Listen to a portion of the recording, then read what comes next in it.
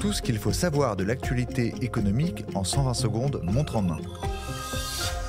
Nouveau rappel pour Stellantis. Après l'affaire des airbags défectueux Takata, les marques du groupe automobile doivent examiner des milliers de voitures en France pour un problème de pollution. Certains modèles de Citroën, Peugeot, DS et Opel, équipés du moteur diesel 1.5 Blue HDI, émettent trop d'oxyde d'azote. Plus de 52 000 voitures seraient concernées.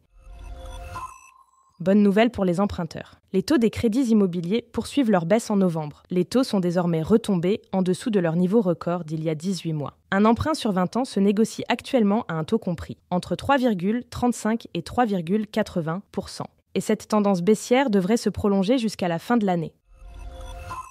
Sursis pour les chômeurs. Les règles d'indemnisation des demandeurs d'emploi sont prolongées jusqu'au 31 décembre 2024. Un décret, publié ce mercredi au Journal officiel, acte cette mesure, alors que les règles actuelles arrivaient à expiration le 31 octobre. C'est la 3e prolongation depuis juin et l'abandon d'une réforme portée par l'ancien gouvernement Attal. Les partenaires sociaux sont en négociation pour définir de nouvelles règles, applicables dès 2025.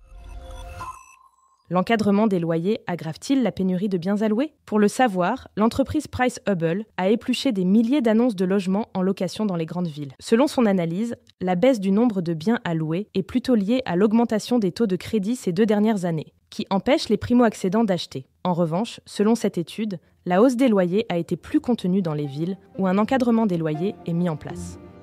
Ce podcast a été écrit par les journalistes de Capital et mis en voix par une intelligence artificielle.